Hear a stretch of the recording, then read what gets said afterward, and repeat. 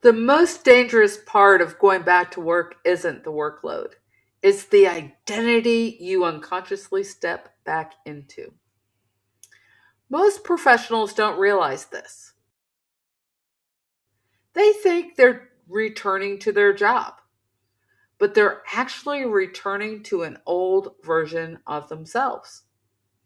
And that old identity can dictate the entire year before you've even opened your laptop. Let's talk about that. And if you're new here, I'm Amanda L. Christian, and after 33 years leading global teams in finance and technology, I now work holistically with high achieving professionals who are tired of succeeding on everyone else's terms.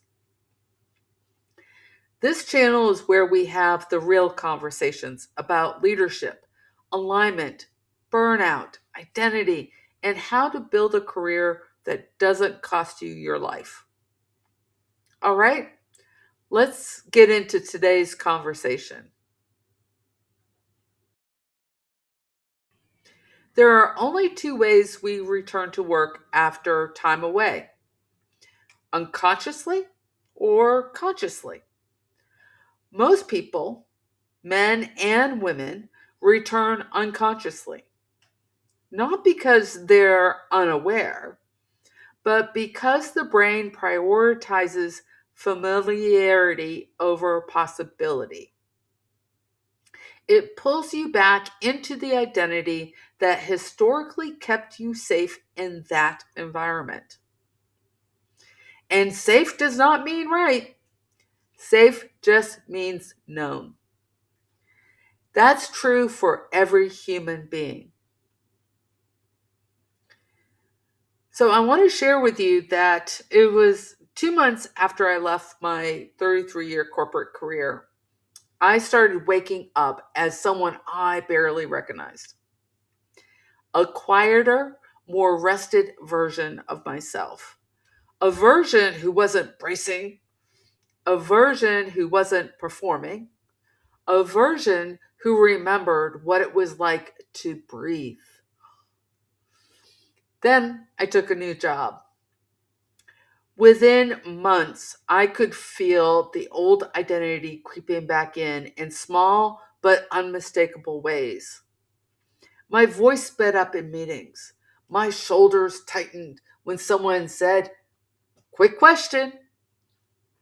I apologized before offering ideas. I overrode my own needs out of habit, not choice. I remember thinking, if I don't choose who returns, my old identity will return for me. That realization changed everything. I didn't leave that job because it was terrible. I left because I refused to lose the version of myself I had just recovered.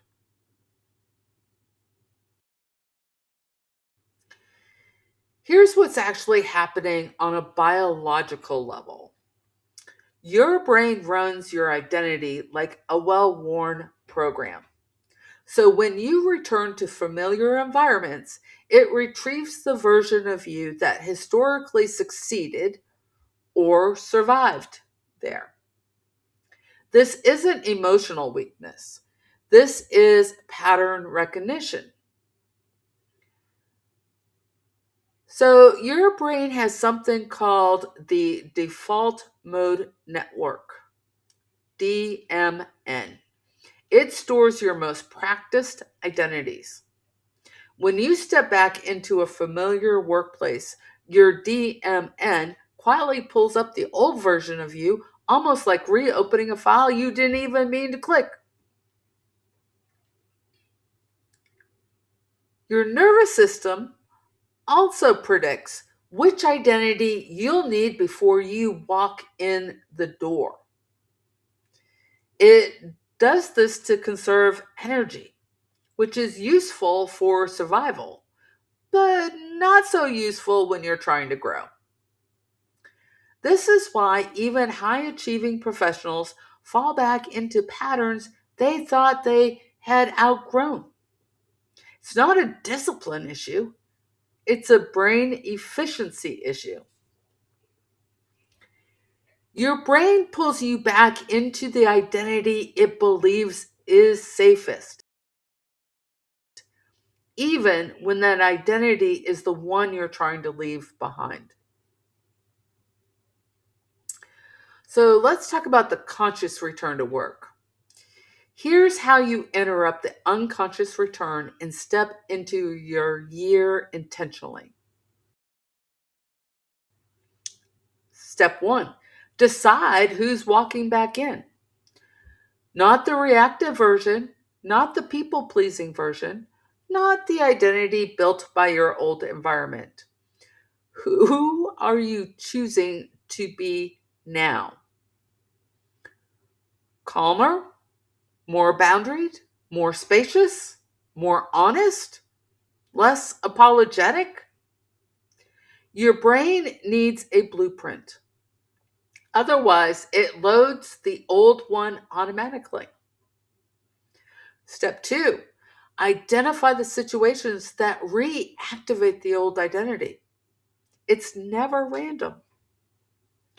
For some, it's a Monday meeting. For others, a specific leader. Or the moment your inbox loads. Patterns become predictable when you name them. And predictable patterns become interruptible. Step three, interrupt the autopilot in the first 72 hours. This is the window that matters most. Your first 72 hours back set the tone for the identity your brain will reinforce.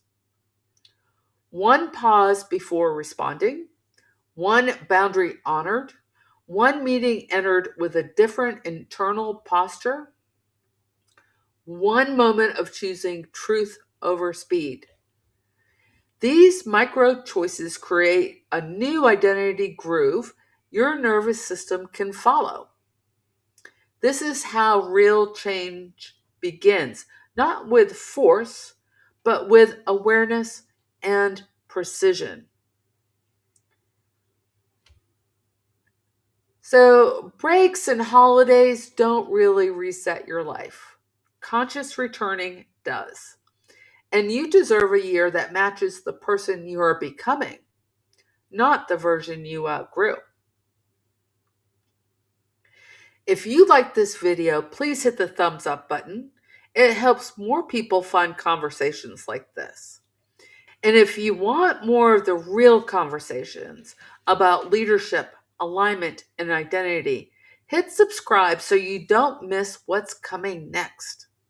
We're just getting started. And if you want to go deeper into this idea, I wrote a full blog called Back to Work After Holiday, Conscious versus Unconscious. Click the link in the description to read it and start reconnecting to the parts of you that haven't had a voice in years.